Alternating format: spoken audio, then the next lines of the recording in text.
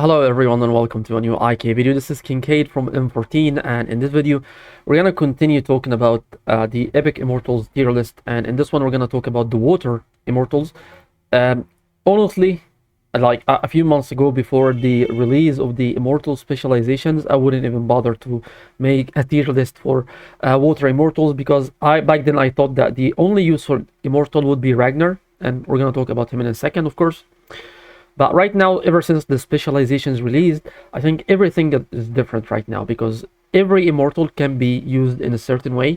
I've seen a lot of people using some immortals such as Peter in Lightning, and he's been very useful. And this was kind of surprise to me, because I still think he's not that great or not that strong. However, the specialization changed everything. So let's just get started and talk about the Water Immortals. Here's the tier list. We're gonna rank all these immortals into OP, very good, decent, usable, and of course soul crystals.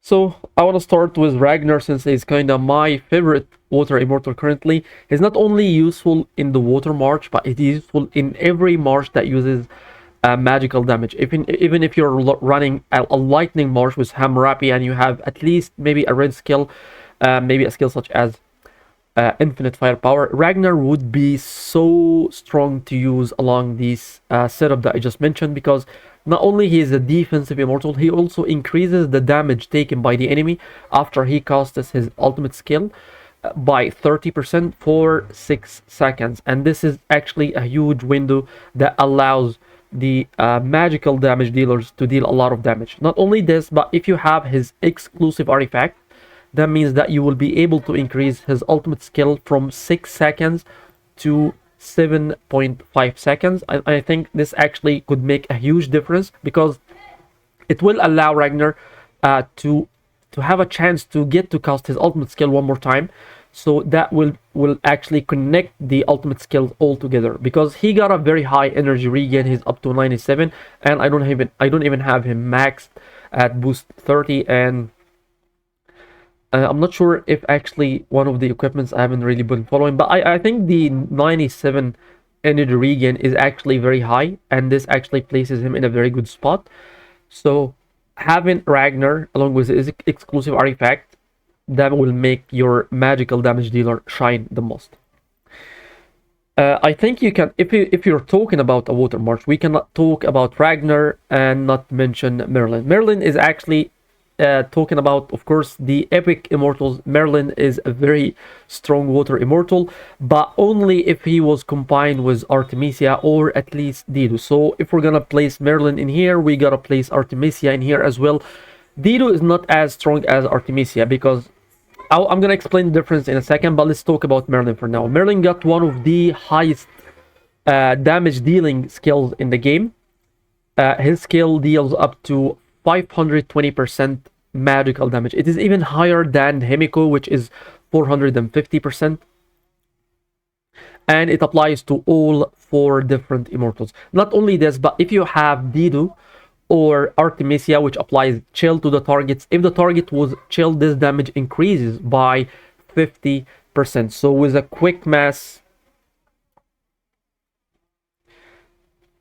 that means that Merlin can deal up to 780% damage to all targets if the targets were chilled. And of course, his exclusive artifact is very useful. It increases his energy regain and also heals him, which is kind of a bit odd to water immortals, but this is what we got, and this is what we're gonna work with. So Merlin is one of the highest damage dealers in the game, and is actually very useful when used with Artemisia. And right now, let's talk about Artemisia and Dido and what's the difference between the 2 immortals when it comes to the chill effect.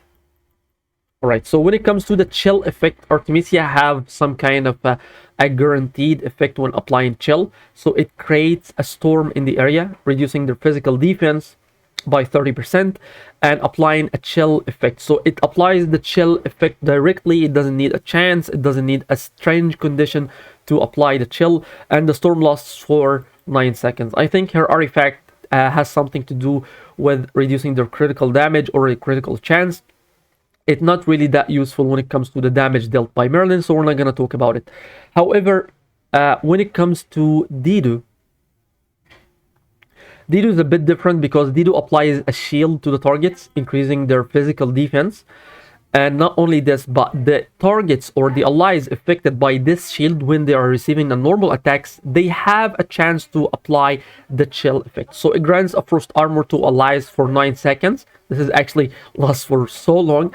And the frost armor increases the physical defense up to 2000% of the target's level and has a 30% chance of inflicting chill on the attacker. The chance of applying chill is 35%, so it is not guaranteed as what Artemisia does. So here's what we're gonna do. We're gonna place Dido in very good. However, if you have Artemisia with Merlin, Artemisia would actually be so much better. As for the artifact for Dido, I think she applies the resilience. Yeah, she increases the resilience rate for the immortal itself. No, actually, I'm not very sure. So let's check the artifact effects for both Artemisia and Dido. Support immortals. Not sure. Okay, this is Artemisia. Storm additionally grants 50% chance to reduce enemies' critical damage by 20%. Actually, this is very useful. And this is Dido. After casting Divine Sovereignty, our team's resilience is increased by 10%. So along with the armor increase, the physical damage, the physical defense increase, she also increases the resilience rate by 10%. This is actually quite decent. All right, next we have let's talk about Yoshi, since he is actually one of my favorite immortals as well. And recently I've actually started to develop Yoshi in my account, since I have a lot of books, but I don't have the shards yet to upgrade him even further. So Yoshi is actually very useful against bosses. So if you're competing against the Titan Tola, I'm ranked first in the Dust ranking today, or you're competing when it comes to the Time Rift Breaker, I've got the second highest damage ranking. Kind of weird because I didn't actually expect to deal that much damage. Wait, actually, let's look at the report. Yoshi did 600 million damage here, but of course I'm using a red skill on him and along with corrosive power, so this makes his damage insane. So this is the only reason I'm gonna rank Yoshitsune on the decent tier in here, because he's actually quite decent when it comes to hunting bosses. But when it comes to PvP, he's actually quite useless because he doesn't deal that much damage. Even if you have the red skills for him, the same skills that I have, I think there's so many better replacements to replace him when it comes to dealing damage. For example, Merlin and Artemisia. All right, Margaret, in my opinion, I don't really need to talk about her skill. She goes to the soul crystals tier. If you have her shards, better sell it quickly because she's so useless. See, she's a ranged immortal. She deals increased damage, and of course, she applies more damage with chill. However, she is not that even close to Merlin. Recently, she received a buff to increase her energy regain, but even though she is not that, she doesn't have that much energy regain, only 72. Ramesses could be usable. However, he's an attack immortal that doesn't deal that much damage. This is the only reason I hate him. If you're an attack immortal, you gotta deal damage. So I'm gonna replace him in the usable tier for now, because his damage reduction, he reduces the damage by 30% for the 2 targets ahead of him. So he's actually quite useful. And if you have his exclusive artifact, I think the damage reduction is applied for is increased by another 10%. So instead of the 25% it reduces the damage with, it becomes 35%. So I'm gonna place him in the usable tier. Harold and Attila. Harold, of course, goes to the Soul Crystal tier. He's actually very weak. You should actually replace him as soon as possible.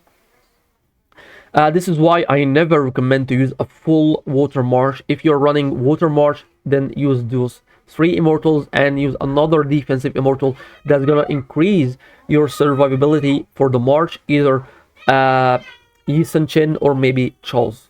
Or maybe Bjorn. Actually, Bjorn could be a very strong addition to this Water March here. And Attila.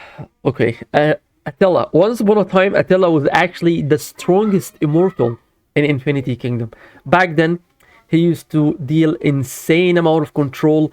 His silence was so annoying to deal with, and Mega Whales even used him in the Holy March until they nerfed his silence ratio. His silence ratio was actually 50%, and it was applied to 3 targets. And he didn't even have an exclusive artifact by then. However, recently, not recently actually, it didn't last that long, and they actually nerfed his silence ratio to 35%, and ever since he was not that much usable. So if you have Attila, he goes to the Soul Crystals tier, unfortunately. And until they release a new Water Immortal, I know there is a new one in the making. He should be a Spearman attack Immortal.